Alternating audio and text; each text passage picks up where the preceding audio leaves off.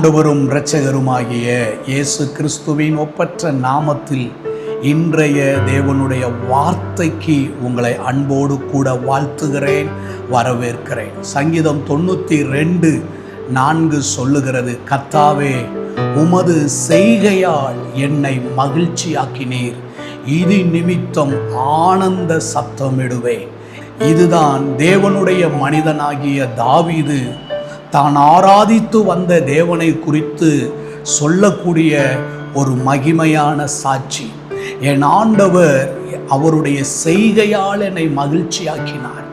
ஆட்டு மந்தையும் கரவலாடுகளின் பின்னே நடந்து கொண்டு இருந்ததுமே அவனுடைய பிறப்பாகவும் அவனுடைய வாழ்க்கையாகவும் அவனுடைய துவக்கமாகவும் இருந்தது. இன்றைக்கு உங்களுடைய வாழ்க்கை கூட ஒரு சாதாரண நிலையிலே, ஒரு எளிய நிலையிலே, மற்றவர்களிடத்திலே சொல்லிக் கொள்ளுகிற அளவுக்கு உங்களுடைய வாழ்க்கையிலே ஒரு நன்மையும் ஒரு ஆசீர்வாதம் இல்லாத ஒரு அற்பமான துவக்கமாக உங்களுடைய வாழ்க்கை இருக்கலாம்.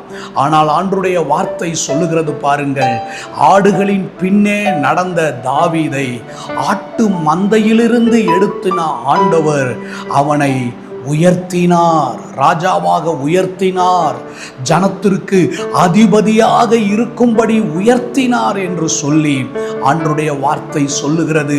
இந்த ஆசீர்வாதத்தினுடைய துவக்கம் தாவீதினுடைய வாழ்க்கையில எப்படி வந்தது என்றால், அவன் மேல் தேவனுடைய அபிஷேகம் வந்த பொழுது, தேவனுடைய கிருபை அவனை தேடி வந்த பொழுது, அவனுடைய சிரசின் மேல் கர்த்தருடைய தீர்க்கனாகிய சாமுவேல் தைல கொப்பியினால் அபிஷேகித்த பின்புதான் அவனுடைய வாழ்க்கையில இந்த உயர்வுகளும் இந்த நன்மையும் அவனுடைய வாழ்க்கையில வந்தது.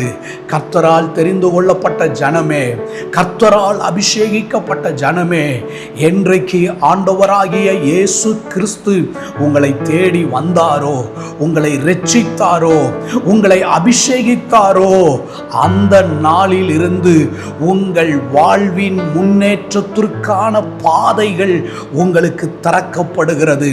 உங்கள் வாழ்வினுடைய அசாத்தியமான அற்புதமான காரியங்கள் உங்கள் வாழ்க்கையில் நடப்பதற்கான வழிகள் உங்களுக்காக திறக்கப்படுகிறது.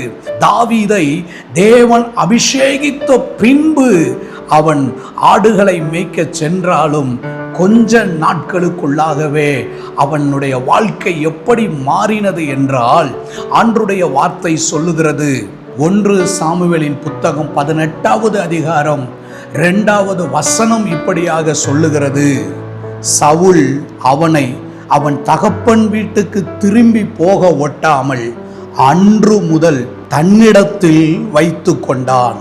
17வது வசனத்தை கவனித்து பாருங்கள், நீ எனக்கு நல்ல சேவகனாக மாத்திரம் இருந்து கர்த்தருடைய யுத்தங்களை நடத்தும் என்றான். கர்த்தர் அவனை அபிஷேகித்த பின்பு, கர்த்தர் அவனை தெரிந்து கொண்ட பின்பு, கர்த்தருடைய தைலம் அவன் மேல் ஊற்றப்பட்ட கொஞ்ச காலத்திற்குள்ளவே அவனுடைய வாழ்க்கையை குறித்து சொல்லுகிறது, அவன் அதற்கு பின்பு தன் தகப்பன் வீட்டிற்கு போகாமல், தேசத்தினுடைய ராஜாவாகிய சவுல் தாவீதை தன் தகப்பன் வீட்டிற்கு போக ஒட்டாமல் அவனை தன்னிடத்திலேயே வைத்து கொண்டான். தன்னிடத்தில் வைத்து கொண்டது மாத்திரமல்ல, நீ எனக்கு முன்பாக நல்ல சேவகனாக மாத்திரம் இருந்து கர்த்தருடைய யுத்தங்களை நடத்து என்று சொல்லி அவன் அரண்மனையிலேயே தன்னை வைத்து கொண்டான். ஆண்டவருடைய கிருபை உங்களை தேடி வரும் பொழுது,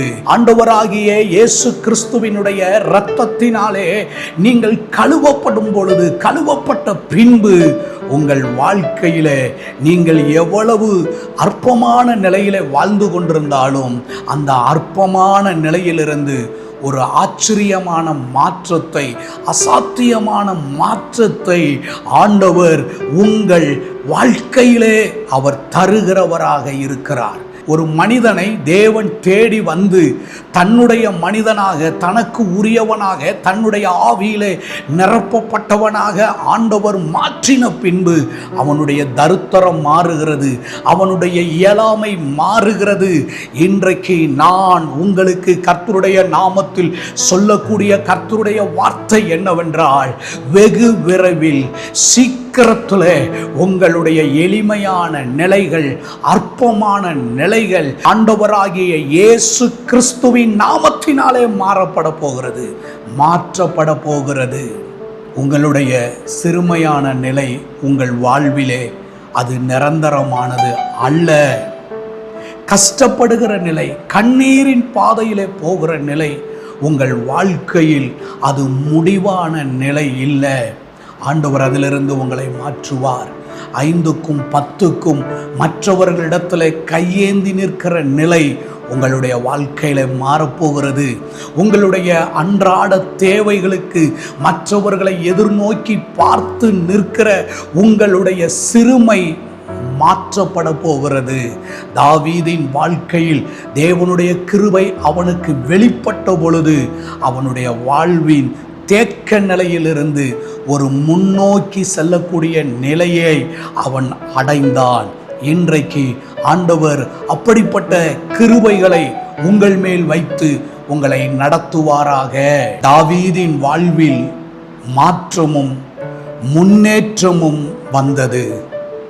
இன்றைக்கு உங்கள் வாழ்வில ஒரு மாற்றத்தையும் முன்னேற்றத்தையும் தந்து ஆண்டவர் உங்களை மகிழ்ச்சியாக்குவார். இன்றைக்கு உங்களுடைய வாழ்க்கையில ஆண்டவர் ஒரு உயர்வை தந்து நன்மையை தந்து உங்களை ஆசீர்வதிப்பாராக. அன்பின் நல்ல ஆண்டவரே, இந்த நல்ல வேலைக்காக நாங்கள் உமக்கு நன்றி சொல்லுகிறோம். தாவீதை தம்முடைய செய்கையால் மகிழ்ச்சியாக்கினவர். ஆட்டு மந்தையிலிருந்து அவனை எடுத்து ஆண்டவரே அவனை ஜனத்திற்கு அதிபதியாக உயர்த்தி ஆசீர்வதித்த எங்கள் ஆண்டவர் இன்றைக்கு எங்களுடைய வாழ்க்கையில இப்படிப்பட்ட உயர்வுகளை நன்மைகளை தந்து எங்களை ஆண்டவர் நீர் ஆசீர்வதிப்பதற்காக நன்றி சொல்லுகிறோம். உம்முடைய திருக்கரத்தில் ஒப்பு கொடுக்கிறோம். இயேசுவின் நாமத்தில் பிதாவே, ஆமேன், ஆமேன். God bless you. கர்த்தர் நம்மை ஆசீர்வதிப்பாராக. ஆமென்.